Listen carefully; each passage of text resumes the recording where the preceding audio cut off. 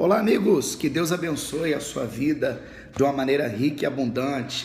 Mais uma vez nós estamos aqui trazendo aquele recado de Deus para o seu coração, e sempre quando nós tivermos aqui uma boa palavra, eu quero poder compartilhar também com vocês. A palavra de Deus fala em Isaías 52 sobre algo importante. Eu quero colocar até como título aqui da mensagem. Eu quero que você entenda algo. A igreja atual tem que entender que a autoridade do crente, irmãos, ela é real. A autoridade do crente, irmãos, para fazer algo, do Filho de Deus, do homem de Deus, ela é real. Nós nos deparamos muito dentro da igreja com relatos, com mensagens de que Deus fez, abrindo a maneira que Deus abriu o Mar Vermelho, a maneira que as batalhas eram travadas no passado, e ficamos maravilhados. Mas esse poder não mudou, até porque a própria palavra de Deus diz que Deus não mudou. Ele diz, eu sou o mesmo Deus, não mudo. Amigo, a autoridade do crente, ela é real. Mas entenda algo. Isaías 52, versículo 1, diz a palavra, desperta, desperta, revista-se da tua autoridade, da tua fortaleza, ó Sião, veste das tuas roupagens formosa, ó Jerusalém, cidade santa, porque não mais entrará em ti incircunciso, nem imundo. Amigo, que bacana essa palavra. Isaías está nos dando uma palavra de despertamento, e despertar significa acordar, levantar. A igreja de hoje precisa estar despertada também, e vestir dessa autoridade. Se vestir da fortaleza é assumir a autoridade, irmãos, que Cristo deu a nós. A autoridade, irmãos, para a nossa vida, ela é real. Como disse aqui Isaías, desperta, desperta, revista da sua fortaleza, ó Sião, veste das tuas roupagens formosas, Jerusalém, porque vestido, assumindo a nós, assumindo eu e você, assumindo essa autoridade, meu irmão, não tem lugar para incircunciso, e não terá também poder o inimigo na nossa vida. Assumindo a autoridade, o diabo não tem poder no teu trabalho, na tua família, na tua casa. E essa autoridade é tão real que em Marcos capítulo 16 foram as últimas palavras de Jesus para os discípulos, dizendo, discípulos, aquele que crê em mim, ide por todo mundo e pregar o evangelho, batizando em nome do Pai, do Filho e do Espírito Santo, expulsando o demônio e curando os enfermos. Por quê? Porque toda autoridade, foi-me dada toda autoridade sobre os céus e também a terra. Essa autoridade que Cristo possuía, ele colocou à disposição minha e sua também. E te dou mais exemplo. Lá em Marcos 11, quando Cristo estava saindo de Betânia, e ele de caminho de Betânia, ele encontra com fome, sente fome, necessidade, e ele vê de caminho ao longo uma figueira, e se dirigindo para lá, eles encontraram senão folhas, ela não tinha fruto algum. Cristo nos dá demonstração de autoridade aqui agora. Ele olha para aquela figueira e amaldiçoa ela, dizendo, nunca mais ninguém colhe fruto de ti.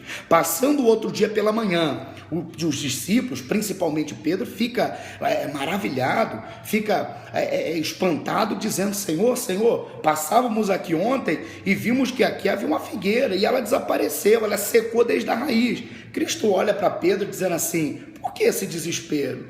Por que, Pedro, esse pânico? Por que talvez ficar surpreendido? Por que está assustado? Tem de fé em Deus. Jesus estava dizendo para ele, você tem que ter autoridade, Pedro.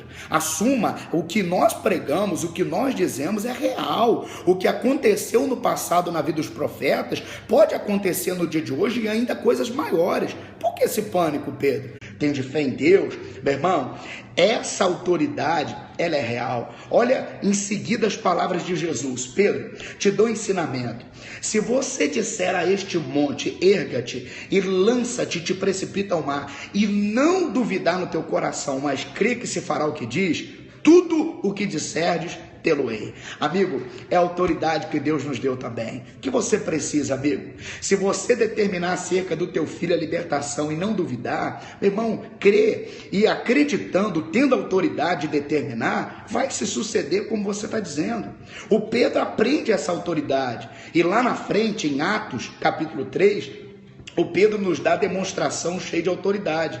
Ele e João entrando, irmãos, no templo, eles deparam com um coxo, um paralítico, pedindo esmola, e Pedro agora vai fazer a primeira demonstração de autoridade. Ele olha para o cidadão e diz assim: olha, fixa os seus olhos em mim. E o coxo, olhando para os olhos de Pedro, ele disse: eu não tenho prata nem ouro, mas o que eu tenho, autoridade, isso eu te dou. Levanta-te agora e anda-te. E o cidadão levanta, ele recebe um milagre. Amigo, nós também podemos viver essa autoridade, viver os benefícios dessa autoridade. Faça uso dela hoje, irmão. Faça dela uso, homem de Deus, na sua igreja, na vida dos seus membros, na vida dos seus obreiros. Faça uso dessa autoridade no seu ministério, homem de Deus. Faça uso dessa autoridade no teu trabalho.